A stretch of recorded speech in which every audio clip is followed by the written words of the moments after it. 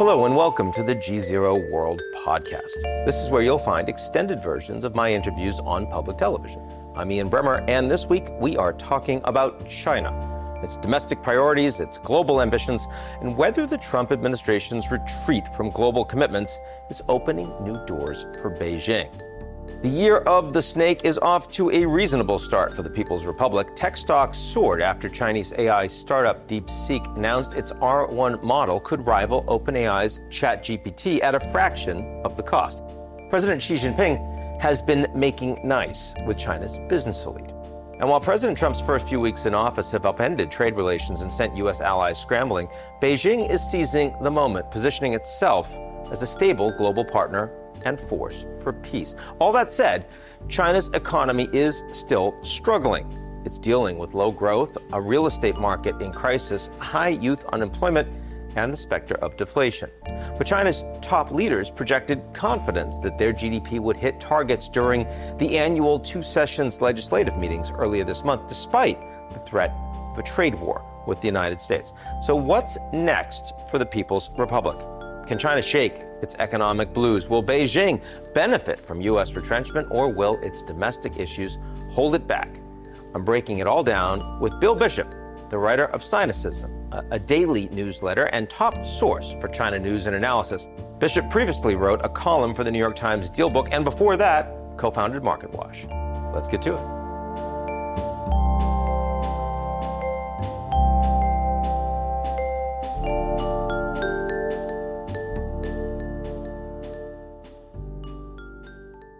The GZERO World Podcast is brought to you by our lead sponsor, Prologis. Prologis helps businesses across the globe scale their supply chains with an expansive portfolio of logistics real estate and the only end-to-end solutions platform addressing the critical initiatives of global logistics today. Learn more at prologis.com.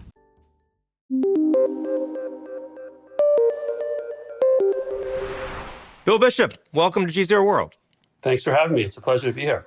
So much I want to talk to you about today. I want to start big picture with, do you think that the control that Xi Jinping has over the Chinese system, economic system, political system, military system, are there any signs that that might be less consolidated than it was 5 years ago? My view is that, at least from the top-down perspective, Xi Jinping has more control than he did 5 years ago. I think that you've always heard grumbling in China. We still hear lots of grumbling. But when you look at the way he's gone through personnel appointments, restructured the security services, the PLA, I think it's very hard to conclude that he is in a weaker position than he was, say, 5 years ago. So he's calling all the shots. He's been through extraordinary changes, both domestically and internationally. He's COVID, zero COVID, and then opening it up. He's dealt with two different Trump administrations, dramatically different in terms of what that means for China on the global stage. How would you rate him now in terms of his effectiveness as the leader of 1.4 billion Chinese people? That's a hard question. I think that when you look at the state of the economy, I think you will find a lot of people who think he's really not done a good job with the economy. Obviously, we've had a significant downturn over the last several years. We had COVID, which the response actually was good for a while, and then it went bad during the last year or so of COVID. But I think you could certainly say, as his analysis of how the world is developing and what the Chinese economy needs, I think that the jury is still out, because he has and his team have really, I think they're undertaking a pretty significant restructuring of the PRC economy away from real estate investment, away from some of the real profligate spending that, and they're trying to build it into this more of a high-tech economy. And at the same time, and that's a project that takes quite some time, and it's going to have a lot of bumps. But I think when you're sitting in Beijing, I think, at least from Xi's perspective, you look out at how the world is developing, I think you can make a pretty good case that you're on the right path. I'm not sure that maybe a lot of people in China would agree with that. Not that they necessarily have a say, but I am more in the camp that he has been pushing forward on some very, very difficult reforms in ways that he and his team believe make sense for how they've diagnosed both the issues within the PRC system, but also the general trend of global development. And that, of course, I think has there's a Marxist worldview behind that.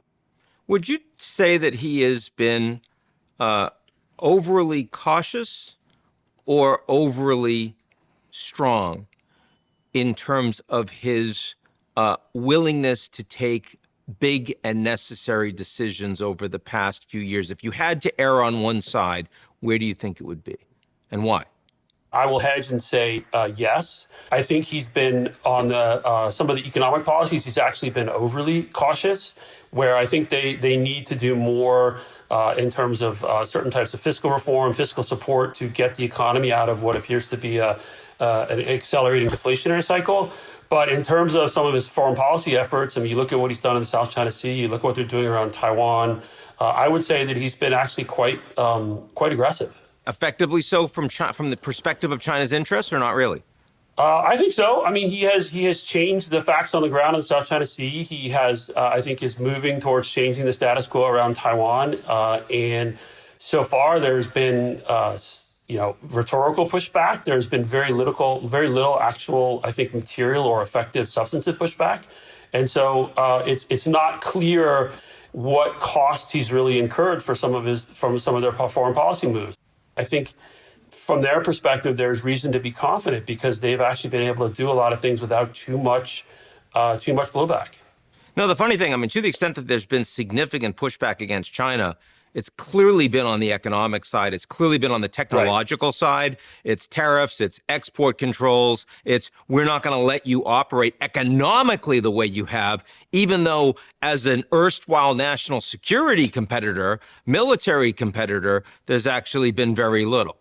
Right. No, I agree with that. And on the economic side, certainly to your question about has he done too much or too little, I think when you look at the issue of what the U.S. and other countries say is overcapacity, which of course Chinese economists were warning about overcapacity until about a year and a half ago, and now the word is verboten because it became there was a lot of criticism from outside. I think from Xi's perspective, overcapacity, it's a feature, not a bug, because they're building they have a specific goal of binding the world's supply chains to China, and they're doing that through upgrading their manufacturing industrial base. And so this is actually a desired outcome of Xi, not a problem. So when you look at a leader that has been in place for as long as Xi has, he's not getting any younger. There's no clear mechanism to limit his capabilities. And you always wonder, how do you think a deterioration in decision-making would manifest?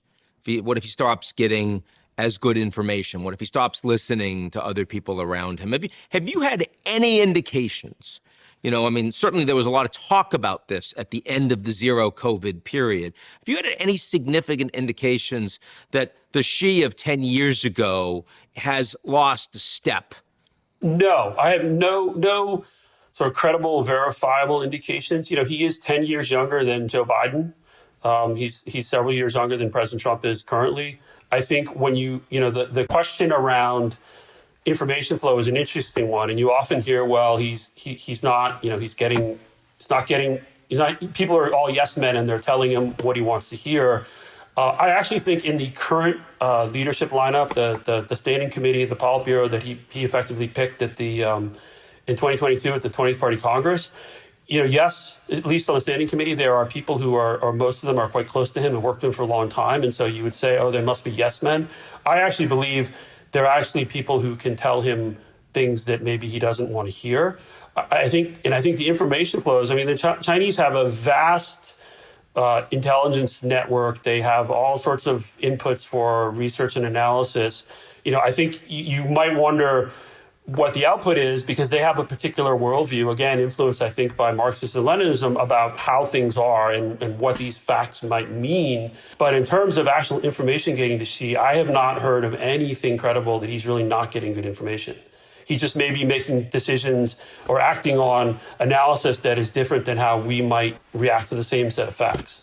Now, I thought it was interesting, Bill, that you said that the record that Xi has stands pretty well from China's long-term interests, but a lot of Chinese people don't necessarily agree with it because you hear so much about the lying flat or laying flat of Chinese, young people that don't really want to work. Consumption certainly has been very soft. A lot of mistrust that the China of 2025 can continue to perform for the average Chinese citizen the way that it has for the past decades. Where do you see the principal tensions internally for the Chinese populace right now? So that's a great question. And I think one of the tensions is Xi and the leadership have this vision of a national project where, they have set goals of where they want to take the country. It is going to involve sacrifices. And, their generation went through a lot of sacrifices. They grew up poor. They lived through the Cultural Revolution. They lived through the beginning of reform and opening and all its successes and generation of prosperity. But I think they, from the top down, they believe that there are necessary adjustments that need to be made in the entire economic structure of China and the social structure, and that people are just going to have to deal with it. And what you see, and what I see as a problem in a fair number of the economic analysis of China's problems and why this inevitably is going to lead to political problems, is that unlike, say, here or in other developed economies, the Chinese system is able to build up an entire sort of parallel system of a security infrastructure where they are able to, I think, maintain the system while there is more economic pain and dislocation than you would see in other developed economies.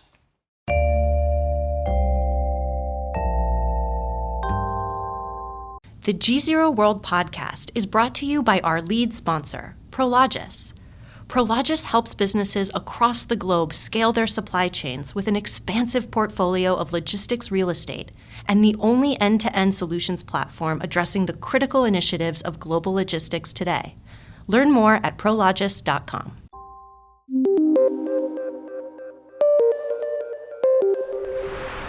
So when you look at the Jack Ma rehabilitation, I was surprised by that. Doesn't happen very often, right? Jack Ma, of course, the billionaire founder of Alibaba who suddenly disappeared when he fell out of favor. I mean, here you've got a guy that was seen as kind of dominant in aspirational leadership for the Chinese private sector. A lot of people liked him a lot more than they liked the Chinese leadership. It's hard to come back from that. Is that because he's so important for the Chinese economy to become successful, or has he been sufficiently lobotomized that it shows the great strength of Xi? You got to remember, Jack Ma is a Communist Party member. He was effectively removed from Alibaba and sort of put into the silence for some period of time. He did whatever he needed to do to stay in good graces. He didn't do a tell-all book. He didn't go on podcasts. He didn't complain about Xi. I think the reappearance of Jack Ma in February at this symposium for private entrepreneurs, it's an indication, though, I think, of the overshooting in some of the policies and the reaction to the realization that, yes, there are, as we're doing this economic restructuring, we may have gone too far, for example, in cracking down on private entrepreneurs. And so now the party needs the private business people they need them to get things going again. And so they're going in another period of a very tight embrace saying, we love you again, you're our people, we're going to be nice to you. We've seen this in cycles before. And I think one of the challenges for the leadership and for the economy is that the savvy private business people, they understand the history and they know that, yes, this is a moment where there might be a lot of wealth created and they can do a lot for China. But I don't think there's a lot of people who believe that the Communist Party has fundamentally sort of changed its view of private business, which is they're there to be harnessed and managed and controlled, and will be nicer when we need them. And then when we feel like we don't really need them, we'll be a little tougher like we were, several years ago. It certainly was a meaningful rehabilitation that I think was a very important and clear signal that we are entering into a phase of more support and more embrace of private businesses in China. Were you surprised by it? So, yes, I was surprised that he appeared at that meeting. He had started reappearing on social media and showing up back at Alibaba companies. Yeah. But the fact that he was... But this was with Xi Jinping. He was right there. Right, with Xi Jinping. No, that was a very significant signal from the top of the leadership that they are in a new phase in terms of support for private enterprise, because they understand very much too, when you look at the relationship with the U.S. and the technological, the export controls, what they call the technological blockade, they understand that as much as they're pushing, they restructure the entire science and technology bureaucracy in China. They're dumping massive amounts of money into research and development at foundational level to break through the chip export controls, et cetera. But they understand that they need these, some of these people like Jack Ma. They're not just the best entrepreneurs in China. They're some of the best entrepreneurs in the world. They need these people to be supported and be on board to help them make these breakthroughs that the leadership believes it needs to make. So between this effort to tactically, not strategically, but tactically shift towards we need more animal spirits and support for them in order to make sure that the economy is working, the announcement on DeepSeek, which clearly was a wake-up call for a lot of technologists in the U.S. and in the West, would you now say that the Chinese economy are we starting to actually see green shoots that imply that this real massive structural slowdown might be starting to turn, or is that way too premature? So I think it's premature on the economy in general. I mean, we got data. Today's Monday. We got data last night on the consumer side. Yeah, on the consumer side that showed that the deflation is potentially getting worse. Yep. I think though on the a little over a year ago, the Xi Jinping introduced this concept of new quality productive forces. And it's basically all about technological upgrading and high tech sort of reinvigorating the economy. And I think on that aspect, you look at sort of a bifurcation of the economy. On the high tech bit, there is now, I think, a lot of momentum and a lot of animal spirits that have been released. And there certainly are reasons from the Chinese perspective, from the Chinese government perspective, to be fairly encouraged by what they're seeing with things like DeepSeek and other breakthroughs. So, when I think long term, China as an economy is, not as big as the United States. China's only a middle income economy. It's not a high income economy. And yet, if you look at the technologies that matter for the future of the planet, China's number one or number two in so many of them, right? And in many ways, they dominate over the United States. Do you think if we look ahead 10 years, is this an environment where almost no matter what the U.S. policies are, you see China as being in just an increasingly dominant global position, or not at all, and why? So I think at this point, the trajectory would support the argument that they will be in an increasingly dominant position technologically in many areas. You look at where they are on things like renewable energy and the related technologies. And, a lot of that came from this Made in China 2025 plan that they put out 10 years ago. And they've actually hit most of their best benchmarks. It's a real success from an industrial sort of policy planning perspective. When you look out over the next 10 years, they are continuing with their planning cycle. And they're investing much more money now into foundational science, technology research.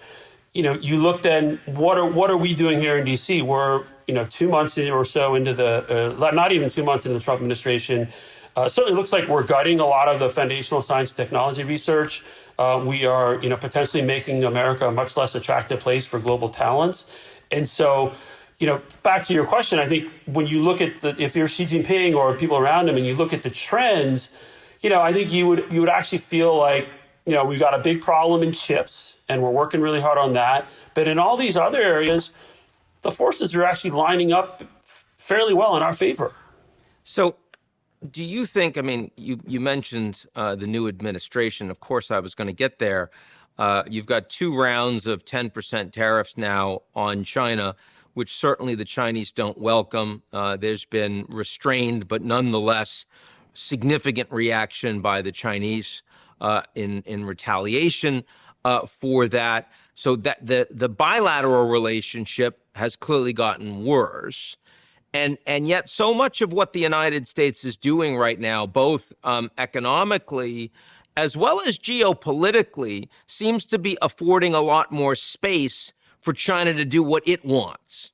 Do you think that this is largely welcomed by the Chinese leadership right now? Do you think they get that, or they'd just rather have more stability? I think it's too early to tell. I think, though, that you have both challenges and opportunities. The challenges are on the bilateral relationship and whether or not the U.S. is able to sort of build a kind of a new sort of free-ish trade bloc that excludes China and puts tariffs on Chinese origin goods, not just coming to the U.S., but Chinese origin goods globally. I think that would cause them a lot of problems. But in terms of general geopolitics, the first 7 weeks or so of the Trump administration, I think from Beijing's perspective, Trump has just created more space and opportunity. I mean, one of the big goals of the Chinese over the last several years has been to prize the U.S. and the EU apart. Maybe not have the EU become sort of lean much more towards China, but at least lean away from the U.S. And certainly Ukraine over the last couple of weeks, I think that, you see some European leaders and EU leaders talking about how the U.S. is also, sort of almost like an enemy. An adversary, and so yeah. that is a huge win for Beijing. Yep. And I mean, the U.S. saying, throwing the UN under the bus or leaving the Paris Climate Accord, the WHO, I mean, all these things. China is set up to be the most important actor if the Americans are not in the game. And they are taking advantage of that. And they are, the foreign minister Wang Yi gave a press conference over the weekend. Among his messaging was really how, China is a force for stability. China is a force for multilateralism. China is the protector of the global order. And they've been saying this for a while. And, you can poke holes and argue with each of those points. But the actions of the Trump administration so far, I think to many countries around the world people say, hey, you know what? Wang Yi sounds like he's making sense. Now, I mean, the Chinese, of course, for the global South have also been seen as rapacious. They've lined up with a lot of leaders that are not exactly the most attractive. Their deals are frequently very opaque. They can be predatory. There's been a lot of challenges with their strategy. Do you think? I mean, if you look at the global South today, on balance, do you think the Chinese or the United States are succeeding to a greater degree in alignment and in economic outcomes? So I think in alignment, the Chinese are succeeding more in the U.S. I mean, I think you can see that from the reaction to Russia's invasion of Ukraine and the various votes, say, at the UN, where in reality, most of the world didn't side with the U.S. In some of the UN resolutions. I think also when you look at things like the gutting of USAID and I think Marco Rubio today tweeted that they're shutting 83% of the programs. Well over, yes, indeed. Those were some of those were incredibly effective, important parts of American soft power in the global South. And whether or not the Chinese step in and replace them all, and I don't think they will. I don't think they want to, and they may not have the capacity. In a lot of countries, I think it'll just be seen as the U.S. retreating, and the U.S. And so again, it's not a sort of the U.S. did this and so China wins, but it's more of a we being the U.S. continue to create more space for the Chinese side to make progress if they're smart and skillful. The U.S. government, I think it will be seen as retreating from lots of places in the new administration, especially. What's the one thing that Xi Jinping in this environment should be doing that matters that he isn't? If you were advising him, what would you say? I would say on the foreign policy side, this is a moment where he potentially could step up and say, okay, I'm going to be the peacemaker in Ukraine and really push the Putin to come to the table and do it in a way that would improve the PRC's relationship with Europe and with the EU at a moment when, the EU, like we discussed earlier, the EU is really wondering, can we rely on the US anymore? And it would be remarkably ironic, given all the Chinese support for Russia over the last several years, but it would be the Chinese would be able to turn that into, I think, a massive it'd be great to have the war end, but it would also be a massive win globally, and especially in the global South, for the Chinese to step in and say, hey, look, we ultimately, the U.S. their line has always been the U.S. is fanning the flames, giving weapons. They're the cause of the war. Xi Jinping can step in and say, okay, I'm going to be the peacemaker. We're going to host the peace summit somewhere in China and have this war end. And I think that, the Chinese they're smart, and we are in such a fluid moment with Ukraine. I would not be surprised if we see a renewed effort on the Chinese side to try and pull something like that off in the next bit of time. It's interesting because, of course, Trump sort of called for it a couple times, both in a post as well as in a speech, and Xi didn't pick it up. And then the Saudis, of course, called Trump directly and said, you don't need the Chinese, so I can do this for you.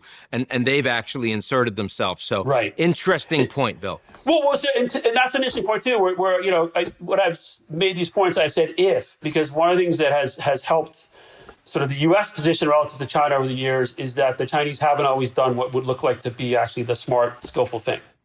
Bill Bishop, thanks so much for joining us. Thanks for having me. That's it for today's edition of the GZERO World Podcast. Do you like what you heard? Of course you do. Why not make it official? Why don't you rate and review GZERO World? 5 stars, only 5 stars, otherwise don't do it. On Apple, Spotify, or wherever you get your podcasts. Tell your friends.